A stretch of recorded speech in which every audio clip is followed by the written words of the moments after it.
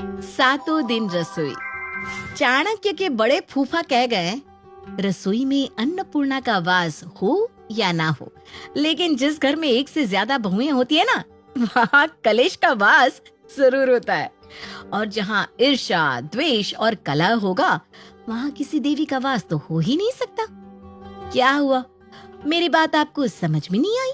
तो चलिए आपको आज की कहानी के माध्यम से अपनी बात समझाते हैं। जानकी देवी की 2 संतान थी, बड़ा बेटा विनेश और छोटा बेटा विशेष। जानकी देवी भी जीवन भर इस खुशफहमी में जीती रही कि समय आने पर उनके घर 2 बहुएं आएंगी। वो घर की सारी जिम्मेदारी अपनी बहुओं को सौंपकर सुकून से अपनी जिंदगी बिताएंगी। लेकिन बेचारी जानकी देवी को ये कहाँ पता था कि जिस घर में 2 बहुएं होती है ना, वहाँ जिंदगी सुकून से तो बीत ही नहीं सकती। दोनों बेटों की शादी के कुछ समय बाद सम्मान और लिहाज गया भाड़ में। अब अगर मैं ऐसे ही चुप रहकर सब बर्दाश्त करती रहूंगी ना, तो इस घर में कुछ भी बदलने वाला नहीं है। जब से मेरी शादी हुई है, तब से देख रही हूँ कि खाना बनाने के समय आपको न जाने क्यों सांप सूंघ जाता है कि रसोई के आसपास ही दिखाई देना बंद हो जाती है। मुझसे जुबान संभाल के बात करना। मैं इन फिजूल आरोपों को बर्दाश्त करने वालों में से नहीं हूँ। और बोल तो ऐसे रही हो जैसे ये घर बस तुम्हारे ही कंधों पर चल रहा है। ठीक है, अगर तुम खाना बना रही हो तो घर के बाकी काम करने के लिए क्या यहाँ पर सासू माँ ने नौकरानी लगा रखी है? और बस 4 दिन में थक गई तुम खाना बनाकर। मुझे देखो, इतने सालों से मैंने अकेले पूरा घर संभाला है। तुम्हारी तरह जरा जरा से काम के लिए रोती ना तो चल चुका था घर। देखो भाभी, ये हिस्ट्री ज्योग्राफी पढ़ाकर मुझे बरकराने की कोशिश मत करना। और मैं उन लड़कियों में से नहीं हूँ जिसे आप अपनी बेकार की दलीलों से कन्विंस कर लो। इसलिए शराफत से रसोई में खाना बनाने के लिए आ जाया करो। और हाँ, एक बात का ख्याल रखना, आज से लंच, ब्रेकफास्ट, डिनर बनाते समय आप मुझे रसोई में दिखाई नहीं दी ना भाभी, तो मैं भी हाथ पैर हिलाने वालों में से नहीं हूँ। अब से खाना तभी बनेगा जब आप भी रसोई में आकर खाना बनवाएंगी।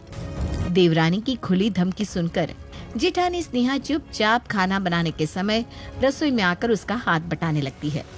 3 दिन बाद। मानना पड़ेगा, 1 नंबर की बेशर्म हो तुम। अरे मैं रसोई में आकर तुम्हारे साथ खाना क्या बनाने लगी? तुमने तो पूरा काम मेरे ऊपर छोड़ दिया। दाल चावल बनाने के अलावा तुम और करती क्या हो, मुझे बताओगी जरा? मैंने दाल चावल बनाया तो रोटी सब्जी आप बना लो। और ऐसे एक-एक काम गिनकर कौन करता है भाभी? हाँ दे आप भी ना। हाँ तो मैंने कब रुका है तुझे? तू अकेले ही सारा काम कर लिया करना, और फिर पूरे घर में कहती फिरा कर सब कुछ तूने किया है। मैं करूंगी तो मैं भी जताऊंगी ना। अरे बहू, ये क्या तू मैं लगा रखी है तुम दोनों ने। पिछले 1 महीने से देख रही हूँ, रोज काम को लेकर तुम दोनों की बहस होती रहती है। अरे ऐसा कौन सा पहाड़ जैसा काम है घर में जिसे करने में तुम दोनों थकी जा रही हो? भूलो मत, 30 साल अपने हाथों से बनाकर सबको खिलाया है मैंने। तुम्हारे जमाने में तो वॉशिंग मशीन है, मिक्सचर है।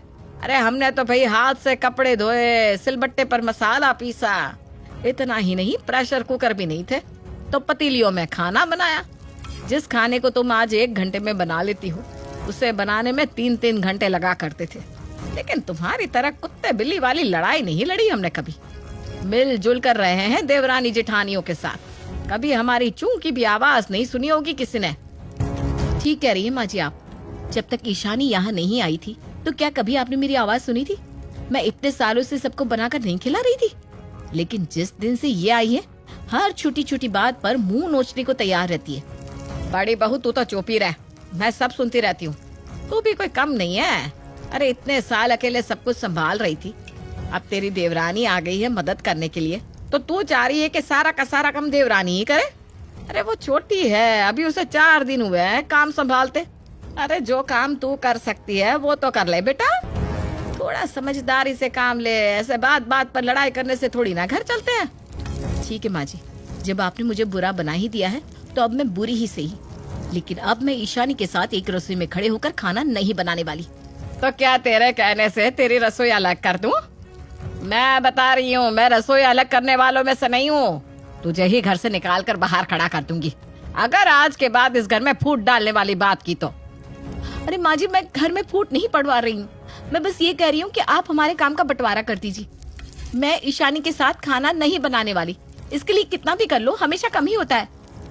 चलो ठीक है, ये तो मैं भी बहुत दिनों से सोच रही थी कि तुम दोनों के काम का बंटवारा करके इस कलेश की जड़ को खत्म कर दूं। ऐसा है तो आज के बाद दोपहर का लंच छोटी बहू बनाएगी और रात का खाना बड़ी बहू स्नेहा बनाएगी, ठीक है? अब तो झगड़े की कोई वजह नहीं बची है ना? आपके कहने का मतलब है दोपहर का खाना मैं बनाऊंगी तो दीदी अपने कमरे में आराम करेंगी? हाँ बहू, ये तूने बड़े पते की बात करी। अपने दुख से दुखी नहीं है, दूसरे के सुख से पहले दुखी है तू। अरे नहीं, वो अपने कमरे में आराम नहीं करेगी। तू खाना बनाएगी तो जितने भी बर्तन निकलेंगे वो ये धोएगी। ऐसे ही जब शाम को ये खाना बनाएगी तो जो बर्तन निकलेंगे उससे तू धोएगी। बोल, मंजूर है? ठीक है, मुझे मंजूर है। वैसे भी मम्मी कहती है घर में ज्यादा कलेश करना कोई अच्छी बात नहीं होती। हाँ, सारी ज्ञान की गंगा तो तुम्हारे घर से ही बहती है ना, तभी तो तूने यहाँ आने के बाद कलेश करना शुरू कर दिया। सास के बताए अनुसार अगले ही दिन से दोनों बहुएं अपना अपना काम करने लगती हैं। कुछ दिन काम करने के बाद, ये तो माँ जी ने बहुत ही गलत फैसला कर दिया। अरे मैं दोपहर के काम में 3-3 घंटे पीसती रहूं और भाभी पूरा दिन आराम करने के बाद आए और 40 मिनट में अपना काम निपटा कर खाली हो जाए। तपती दोपहर में रसोई में पसीना बहाकर खाना मैं बनाऊं और दोपहर के समय सबको दाल, चावल, सब्जी, रोटी, सलाद, अचार, रायता, पापड़ सब कुछ ही होता है। और रात के खाने में बनता ही क्या है? एक सब्जी और रोटी। ठीक है, अगर मैं 3 घंटे किचन में खड़े होकर खाना बनाऊंगी तो भाभी को भी कोई सस्ते में तो छोड़ूंगी नहीं। कल से इतने बर्तन का पहाड़ लगाऊंगी ना कि धोते धोते भाभी की कमर टेढ़ी हो जाएगी। तभी उन्हें समझ में आएगा कि दोपहर में रसोई में खड़े होने पर कैसा महसूस होता है। अगले ही दिन से देवरानी ईशानी दोपहर में खाना बनाते समय एक एक करके बर्तनों का ऊंचा सा पहाड़ इकट्ठा करती जाती है, जिसे धोने में जेठानी स्नेहा के पसीने छूट जाते हैं। अब क्योंकि दोपहर में देवरानी ने उससे ढेर सारे बर्तन धुलवाए तो शाम को स्नेहा ने भी बदला लेने की ठान ली। उसने भी वही काम किया, पर अपनी भड़ास निकालने के बाद भी स्नेहा के मन को संतोष नहीं हो रहा था। स्नेहा, ईशानी, तुम्हारे पतियों के दुकान पर जाने का समय हो रहा है और तुम दोनों अभी तक मुझे रसोई में क्यों नहीं दिखाई दे रही हो? अरे भाई, कुछ चाय नाश्ता बनेगा आज या नहीं? माँ जी, मैं तो पहले ही दोपहर में 3-3 घंटे रसोई में खपती रहती हूँ। कम से कम सुबह का नाश्ता तो भाभी से बनवा ही सकते हैं ना, उनके पास काम ही कितना है। अरे ये क्या बात हुई? जब बराबर बराबर काम का बंटवारा हो गया है तो नाश्ते की जिम्मेदारी मुझ पर क्यों होगी? एक समय का खाना तुम बना रही हो, एक समय का मैं, तो नाश्ता अकेले मैं क्यों बनाऊं? नाश्ता बनाएगी मेरी जूती। ए भगवान, पता नहीं कौन सी अशुभ घड़ी में मैं तुम दोनों को ब्याह कर इस घर में लेकर आई थी। हर बात पर बच्चों की तरह लड़ना शुरू कर देती हो। जानवी, कहाँ हो तुम? और कहाँ है तुम्हारी दोनों बहुएं? सुबह के 9 बज रहे हैं, अभी तक किसी ने एक कप चाय नहीं पूछी इस घर में। अब कुछ चाय नाश्ता मिलने वाला है या फिर मैं जाऊं? मेरा दुकान खोलने का समय हो रहा है। अरे आपको क्या बताऊं जी, मैं तो बिल्कुल परेशान हो गई हूँ दोनों बहुओं से। 2-2 बहुओं के होते हुए भी घर में समय से किसी को चाय नाश्ता नहीं मिल सकता, क्योंकि इन दोनों के झगड़े खत्म नहीं होते। अरे ये कल की आई बहुएं तुमसे संभल नहीं रही। इन दोनों के बीच तुम काम का बंटवारा नहीं कर पा रही हो ताकि इनका झगड़ा खत्म हो और घर में सबको समय से खाना मिलने लगे। अरे भाई, मैं तंग आ गई हूँ आपकी बहुओं से। हाँ, नहीं संभलती मुझसे आपकी बहुएं। अगर आपको ऐसा लगता है ना कि इन बहुओं को संभालना बहुत आसान काम है तो ठीक है, आप इनके काम का बंटवारा करके दिखा दीजिए। मैं भी तो देखूं कौन सी छड़ी घुमाएंगे आप। अरे इसमें कौन सी बहुत मुश्किल बात है। ठीक है, आज शाम को दुकान से वापस आने के बाद मैं दोनों बहुओं में काम का बंटवारा कर दूंगा। शाम के समय, अरे बेटा, मैं तो तुम दोनों को बड़ा समझदार समझता था, लेकिन ये क्या, बच्चों की तरह रोज छोटी छोटी बातों पर झगड़ना शुरू कर देती हो तुम। अच्छा छोटे बहू, तुम बताओ तुम्हारी समस्या क्या है? बाबूजी आप ही बताइए, ये कहाँ का न्याय है? मैं दोपहर में लंच बनाती हूँ और भाभी रोजाना डिनर। अब ये तो आप भी बहुत अच्छी तरह जानते हैं ना कि लंच में हमारे यहाँ दाल, चावल, सब्जी, रोटी, सलाद, रायता सब कुछ बनता है, और डिनर में सिर्फ एक सब्जी और रोटी, जिसमें कि आधे लोग तो रात के समय हल्का खाना ही खाते हैं। तो इस हिसाब से तो मैं ही किचन में पीस रही हूँ ना, और भाभी तो मजे की जिंदगी जी रही है। अब अगर मैंने ये कह दिया कि सुबह का नाश्ता भी भाभी ही बनाएंगी तो इसमें क्या गलत कहा मैंने? देखो बड़ी बहू, बात तो छोटी बहू की ठीक ही है। अरे ये तो तुम्हें खुद ही सोचना चाहिए ना कि जब वो दोपहर में अकेले सबका लंच बनाती है तो सुबह का नाश्ता तुम बना दिया करो। अरे भाई थोड़ा बहुत ज्यादा कम काम कर लोगी तो घिस थोड़े ना जाओगी। वो भी कोई दुश्मन देश से नहीं आई है, तुम्हारी देवरानी है। थोड़ा मिलजुल कर प्यार से रहा करो। बाबूजी के आगे ज्यादा बोल पाने की बड़ी बहू की तो हिम्मत नहीं थी, इसलिए मन मारकर वो बाबूजी का फैसला मान लेती है। तो फिर ठीक है, अब ये तय रहा कि बड़ी बहू रात का खाना और सुबह का नाश्ता बनाएगी और छोटी बहू दोपहर का लंच।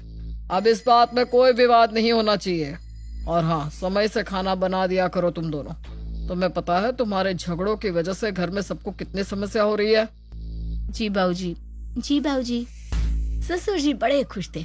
उन्हें लग रहा था उन्होंने बहुओं के बीच झगड़े का निपटारा कर दिया है। लेकिन वो नहीं जानते थे कि ये कोई युद्ध का अंत नहीं है, बल्कि अभी तो और भी जाने कितनी लड़ाइयाँ लड़नी बाकी है। 2-3 दिन के बाद। माँ जी, मैं अकेले नाश्ता बनाने वाली नहीं हूँ, मैं साफ साफ बता रही हूँ, चाहे किसी को बुरा लगे या भला। अरे वो दोपहर का लंच बनाकर ठाट से पूरा दिन बिस्तर तोड़ती है, और मैं सुबह का नाश्ता भी बनाऊं, रात का डिनर भी बनाऊं। और मैंने तो किसी को मना करके नहीं रखा कि भाई हल्का खाओ, सिर्फ 2 रोटी ही खाओ। अगर कोई 4 खाएगा तो मैं बनाने से मना थोड़ी ना कर दूंगी। अब इस तरह से रोटियां गिन गिन कर घर में काम का बंटवारा होगा क्या? देखो बेटा, अब तुम्हारे काम का बंटवारा करने की जिम्मेदारी तुम्हारे ससुर जी की है, इसलिए अपनी ये समस्या का गाना तो तुम अपने ससुर जी को ही सुना। मेरी समझ से तो तुम दोनों बिल्कुल बाहर हो चुकी हो। अच्छा बहू, तुम दोनों मेरे पास आओ। ससुर जगन्नाथ एक कागज और पेन लेकर सोफे पर बैठ जाते हैं और दोनों बहुओं को अपने पास बुला लेते हैं। अच्छा बड़ी बहू, तुम बताओ, तुम दिन में औसतन कितने घंटे रसोई में काम करती हो? वही तो मैं बताना चाह रही हूँ, रात का डिनर और सुबह का नाश्ता मिलाकर मैं कम से कम 5 घंटे रसोई में रहती हूँ। आप बताइए, कम होता है क्या 5 घंटे का काम? और हाँ, मेरे 5 घंटे छोटी के 10 घंटे के बराबर है, क्योंकि वो तो चींटी की चाल से काम निपटाती है ना। छोटी बहू, तुम कितने घंटे रसोई में काम करती हो? जी कम से कम 3 घंटे तो मुझे लंच तैयार करने में लगते हैं। उसके बाद सुबह और शाम का खाना बनाने के बाद भी भाभी जो बर्तनों का पहाड़ इकट्ठा करती है ना, उन्हें धोने में मेरा 2 घंटा चला जाता है। कुल मिलाकर मैं भी 5-5.5 घंटे रसोई में काम करती हूँ बाबूजी। अरे बेटा, तो इसमें तो झगड़े की वजह ही नहीं बची। 5 घंटे तुम काम करती हो, 5 घंटे छोटी काम करती है। फिर इस काम को खुशी खुशी क्यों नहीं कर लेती? देखो बेटा, घर में काम तो उतना ही है, समझदारी तो इसी में है ना कि तुम दोनों खुशी खुशी मिलकर काम कर लो। ये रोज रोज का झगड़ा कोई अच्छा थोड़ी ना लगता है। नहीं नहीं बाबूजी, मैं आपकी चिकनी चुपड़ी बातों में नहीं आने वाली। काम तो मेरे ऊपर ही ज्यादा हुआ ना। मैं दिन में 2 वक्त का खाना बना रही हूँ और छोटी सिर्फ 1 वक्त का। ये तुम दोनों को तो समझाना मेरे बस के बाहर है। तुम्हारे झगड़े का निपटारा मुझसे नहीं होगा। अरे छोटे, तू देख रहा है ना, सिर्फ रोटी सब्जी बर्तन के काम के निपटारे के लिए पूरा घर अपना जोर लगा रहा है, लेकिन किसी से ये समस्या सुलझ नहीं रही। अब तू देख मैं कैसे प्रॉब्लम सॉल्व करता हूँ। देखो, बड़ी सिंपल सी प्रॉब्लम है तुम दोनों की, और सोल्यूशन उससे भी ज्यादा सिंपल है। आप लोग एक काम करो, दिन के हिसाब से काम बांट लो। सोमवार को तुम खाना बनाओगी और मंगलवार को ईशानी।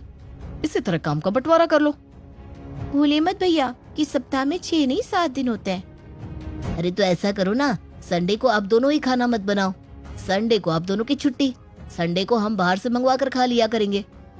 दोनों भाइयों की बात सुनकर स्नेहा और ईशानी खुशी खुशी उनकी बात मानने को तैयार हो जाती है।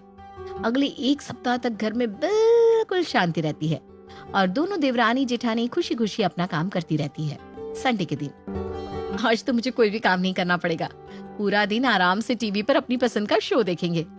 ठीक कह रही हूँ भाभी, आज ना बिग बॉस के सारे एपिसोड मैं देख डालूंगी।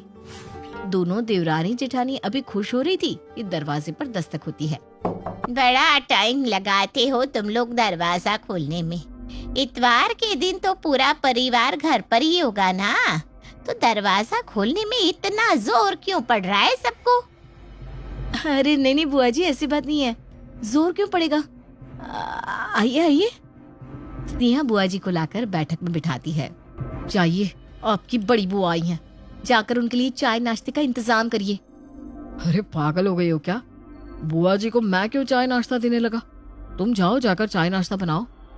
क्या कहेंगी बुआ जी कि 2-2 बहुओं के घर में होते हुए मेहमानों को चाय नाश्ता मैं दे रहा हूँ? ज्यादा होशियार बनने की जरूरत नहीं है, चाय नाश्ता तो तुम ही दोगे। क्या कहा था तुमने कि संडे के दिन हमारी छुट्टी है, तो भाई छुट्टी वाले दिन तुम्हारे घर में मेहमान आए या बारात आए, हमारा उन सब से कोई मतलब नहीं है। हैरान परेशान होकर विनेश छोटे भाई विशेष के पास जाता है। अरे भैया, ये ईशानी तो कह रही है कि ये बुआ जी के लिए चाय नाश्ता नहीं लगाएगी। अरे तो तुम्हारी भाभी कौन सा कम है, मैं भी तो तुझे यही बताने आया था कि आप क्या करें। करना क्या है भैया, चलिए हम ही चाय बना देते हैं और चाय के साथ बिस्किट नमकीन भी दे देंगे। दोनों भाई मिलकर बुआ जी के लिए चाय बनाते हैं और माँ के हाथों चाय बैठक में भिजवा देते हैं। अरे बिल्कुल तमीज ही भूल गई है तुम्हारी बहुएं। मैं रोज आती हूँ क्या? 6 महीने में तुम्हारे घर आई हूँ।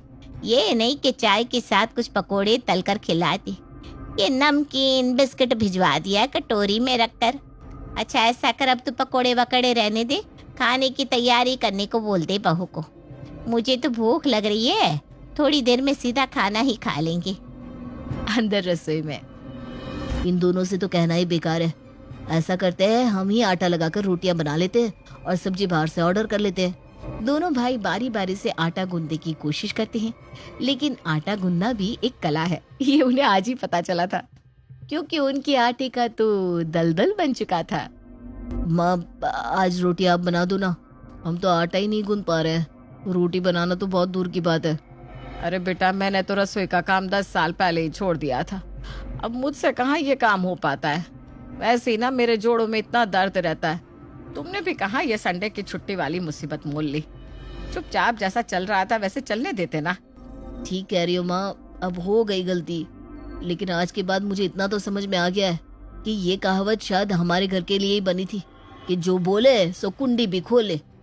उस दिन तो बुआ जी को किसी तरह कच्चा पक्का बनाकर तीनों माँ बेटा काम चला लेते हैं, लेकिन आगे से कान पकड़ लेते हैं कि 7 दिन के खाने के मामले में उन्हें बीच में नहीं पड़ना है, क्योंकि ये है कहानी घर घर की। For more videos, please like, share and subscribe our channel, Love for Cartoons.